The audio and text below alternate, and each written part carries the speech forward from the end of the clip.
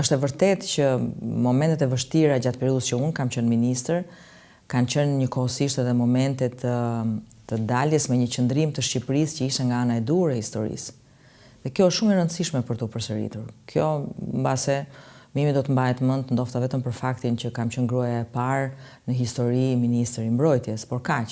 Po ndërkohë, gjërat që janë shkruar dhe thënë, dhe qëndrimi i Shqipërisë, përfaqësuar nga unë, apo dhe nga ministri i jashtëm i asaj kohe, apo kryeministri Rama po i asaj periudhe, do të thotë që... Se më ngrive gjakun, se the Ditmirin dhe harrove Ramën, thash? Jo, nuk e harroj, se linja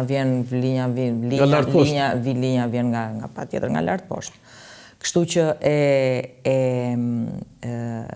e vendosin Shqipërinë në një pozicion sot të dukshëm, të qëndësishëm, të rëndësishëm për atë peshë që na takon në arenën ndërkombëtare. Se kjo është një gjë që bëhet hap mbas hapi, nuk është një gjë që shpërthen në një moment caktuar. Shumë kush duhet bëj detyrat e veta, të plotësoj atë puzzle-in derisa Shqipëria të marrë rëndësinë që i takon të paktën në rajon. Hapëm një temë shumë të rëndësishme. Ju si ish ministre e mbrojtjes, një nga dikasterit më të rëndësishme në qeverinë e shtetit shqiptare. Si e shikoni situatën sot në botë?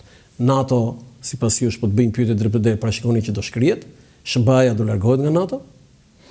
Jo, ka pasur një provokim, them politik në thonjza, në kuptimin, jo në konotacionin negativ, se shpeshherë themi provokim është negativ, jo domosdoshmërisht.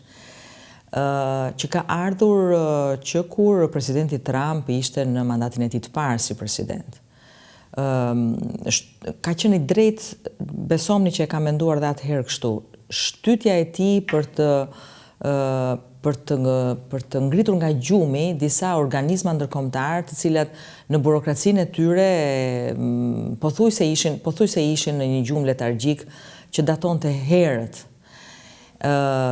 Këtë e ka bërë jo vetëm me NATO, e ka bërë me çdo organizëm që ishte dashur dhe është dashur dhe sot e kësaj dite që të funksionojë në një mënyrë tjetër, më pak burokratike dhe më shumë demokratike dhe me agent më të pasur. Kështu duke ardhur nga sektori privat mbase presidenti Trump e kishte më të zhvilluar këtë anë të drejtimit, le të themi. Kështu që ai që në atë kohë kërkoi, që është e padrejtë që Shtetet e Bashkuara të Amerikës me taksa paguesit e qytetarëve të saj të paguaj 70 deri 72% të buxhetit NATO. Po? Në një kohë që Europa duhet të bënte gjën e vet. Sigurisht që flasim për një gjë për cilën nuk duhet flisnim. Ne flasim për rritjen e buxhetit të mbrojtjes për Shqipërinë. Për Shqipërinë dhe gjithë vendet NATO, në një kohë që duhet flisnim për paqen. Sigurisht, unë kam qenë atje në summitin e Walesit kur 2% i GDP-s i produktit brendshëm u vendos si i detyrueshëm. Po nëse arritëm asnjëherë? Po si, ne e kemi arritur. Shqipëria bëri skedulimin e vet. Ku e kemi arritur në 2%? Po si, e kemi arritur 2%. Ku është ky 2%? Është 2%, pavarësisht se nuk duket. Është. Se përgjithsisht nuk duket, sepse është një sektor, po është një sektor që nuk duket. E para kur e kemi arritur? E kemi arritur vjet. Edhe tamam e kemi arritur sipas skedulimit. Po pse sapo në një shishe shampanjë? Sipas skedulimit që kemi. Shiko, nuk e di, këto shishet e shampanjës mua më shqetësojnë, t'ju them të drejtë. Po ju i keni hapur? Se normalisht neve duhet. Keni hapur tani? Çfarë kemi hapur? Shampanjë, harrot? Jo. U interesuan BE, thotë shampanjë dhe vetëm BE nuk ishim ne. Apo harruat? Jo, nuk i di këto shampanjë. Ju nuk jeni nga ato që harroni, zonja Kodeli. Unë jam nga ato që jo do thosha shampanje, po spumante, një kategori më pak se kaq. E hap kur kam datëlindjen e njerëzve të afërt të familjes. Do të pyes se ke një status të ri, po do të pyes, po më rrin pak te kjo shampanja. Po ju thosha që sot që flasim, diskutimi është që shpenzimet për mbrojtjen dhe sigurinë të shkojnë 3 deri në 3.5%. Për Shqipërinë e keni fjalë? Për gjithë vendet NATO. Për gjithë? Po. Për ato që nuk e kanë mbritur, se Polonia po e çon nga 5. Po, e ka kaluar. E ka 4.8 sot që flasim, do të çojë 5 vitin tjetër. Po ka probleme të tjera në kufi. Nuk është si disa shtete, po ne ndoshta jemi më keq se Polonia, zonë. Pse? Sepse kemi një krizë dhe kemi një çështje me Kosovën, po e pati Kosova e kemi dhe ne. Po neve kemi në Kosovë, në Prishtinë, misionin më jetëgjatë NATO, KFOR-in, i cili është një garanci e madhe. Nëse heq Trumpi ata, si bëhet? Po mund t'i heqi Trumpi trupat e vet, apo ndërkohë NATO-ja është aty. E para një herë që trupat nuk hiqen kështu dhe vihen sigur të shaut. Kur presidenti Trump bëhet zonjë, sepse ai e ka thënë këtë dhe e ka provuar. Forcat e armatosura një kryeministër, funksionojnë në një mënyrë të planifikuar ndryshe nga disa forca tjera. Një kryeministër evropian tha, unë kurrë në jetën time tha nuk do kisha shansin tha të firmosja 100 urdhra ekzekutive në një ditë siç e bëri Trump. Shiko, kjo është një batutë edhe për konsum mediatik, ë? Tani ata nuk e tha Edi Rama, e tha Pse Edi Rama është pa aq kryeministër sa dhe kryeministri që keni përmendur. Fuqia e Shqipërisë nuk është, po flasim për ushtri, zonja Kodhel. Është shumë relative kjo pjesa e ushtrisë. Një pyetje e drejt për drejt. NATO si parashikon, do shkrihet apo jo? Jo, NATO s'ka pse shkrihet. Nuk shkrihet. SBA ikën nga NATO apo jo? Parashikimi yt. Nuk ka pse ikën. Po tani a s'ka pse ikën e di Trumpi atë parashikimi yt, ikën, largohet apo jo? Jo, them. Jo. Gjykimin tim modest, jo. Tani një pyetje më shumë se serioze.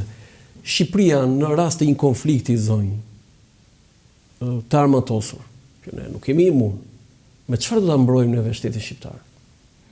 E para Shqipëria nuk do agresohet dhe nuk do ngacmohet nga asnjë vend.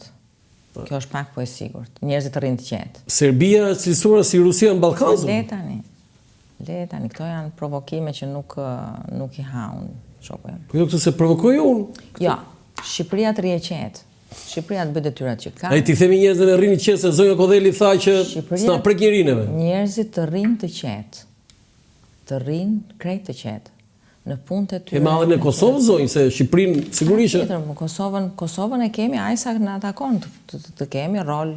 Kosova është një shtet i pavarur që punët e veta i di shumë mirë. Më çmend fare kjo fjala Kosova është shteti i pavarur, po që është i pavarur, po ata janë po aq shqiptarë sa ne dhe ne jemi shqiptarë si ata, mund të jemi ne indiferent. Patjetër. Ne po flasim tani shtet. Nuk thash jemi indiferent. Sigurisht është Malizi, sigurisht është Maqedonia, sigurisht është Greqia. Nuk thash jemi indiferent, thash që është shteti i pavarur dhe i di shumë mirë punët e veta që janë dy gjëra të ndryshme. Tani unë më fal, po kam ngulte kjo se po flas me ish ministrin e mbrojtjes.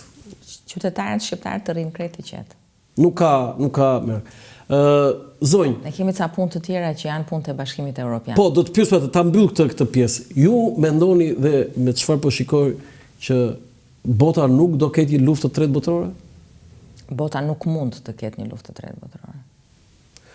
Unë e njoh shumë mirë atë shpirtin tuaj pacifist, po me ato që po ndodhin sot në botë, jo më larg, po revista ose gazeta, se ajo më shumë njihet si revistë The Economist, dje kishte një shkrim kur largohet Amerika nga Evropa, Evropa është sëmurë, thoshte.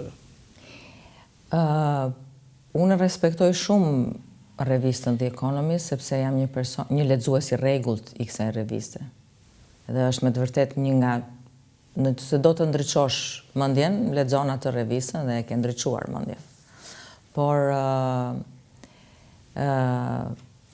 Evropa nuk mund të largohet nga Amerika dhe vice versa, dhe Amerika nga Evropa.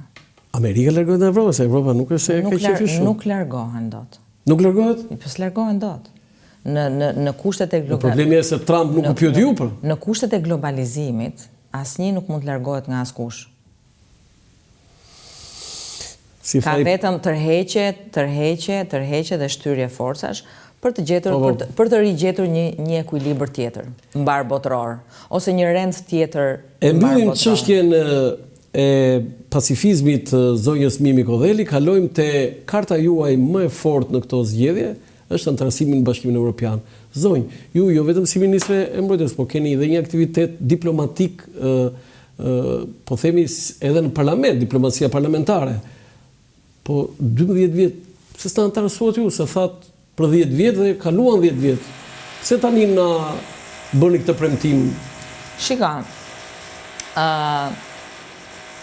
ju keni të drejtë. Unë drejtoj Komisionin e Politikës Jashtme prej 8 vitesh në Parlamentin Shqiptar.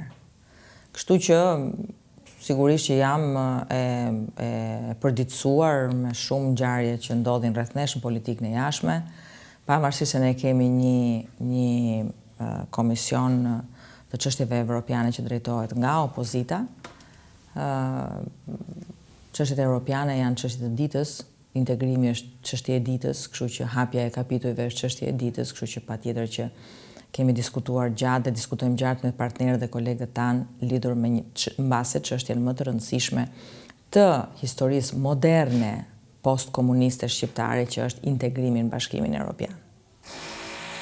Ndodh që jo, s'ka gjë, zoti Roland, njerëzit duhet jeta vazhdon, njerëzit duhet punojnë, nuk është fare problem. Ne mund të kthehemi dhe si quhen këto meme, quhen këto po nuk ka, jemi okay, është pa problem fare. Shorte quhen këto, okay. Se ju jeni shumë të azhornuar me këto trejat që vinë nga... Po jo, të flasim mirë me Godhelli dhe të ketë një... Jo, s'ka problem fare, përkundra. Një tryel aty... Tregon që jetohet, punohet, vjeta vazhdon. Sa po e thamë, që njerëzit duhet jenë të qetë, vazhdojnë gjërat e tyre, punët e tyre. Vazhdo atëre, vazhdo, puno. Vazhdo, ne do të themi çfarë kemi për të thënë. Kështu që nuk shqetësohemi fare, përkundrazi, kjo e bën më intriguese. Sidomos kur flet për Bashkimin Evropian. Po, sepse me qëra fjala, parat që do të injektohen dhe që kanë filluar të injektohen ndërkohë nga Bashkimi Evropian, $65 milionë, po, nga Bashkimi Evropian, janë parat të cilat ne duhet jo vetëm të dimë të menaxhojmë, po të dimë të çojmë në sektorët që duhet, të dimë të bëjmë investimet e duhura dhe të dimë të kthejmë këto në mirëqenie të qytetarëve shqiptarë. Që ne kur të hymë me atë pashaportën që thot Rama, atë pashaportën ku nuk do të kemi më nevojë as të bëjmë dokumenta greke, as të bëjmë dokumenta në një vend tjetër. Kur do interesohet Shqipëria? 30-ën do kemi pasaportë. 30-ën, po tani ju 27-ën një sekond. Do të mbyllim kapitull. 25. 27 edhe 4 nëse fitoni? 27 do të mbyllim kapitujt. Te nga 27-a deri në 30 do të jetë vetëm miratimi në parlamentet europiane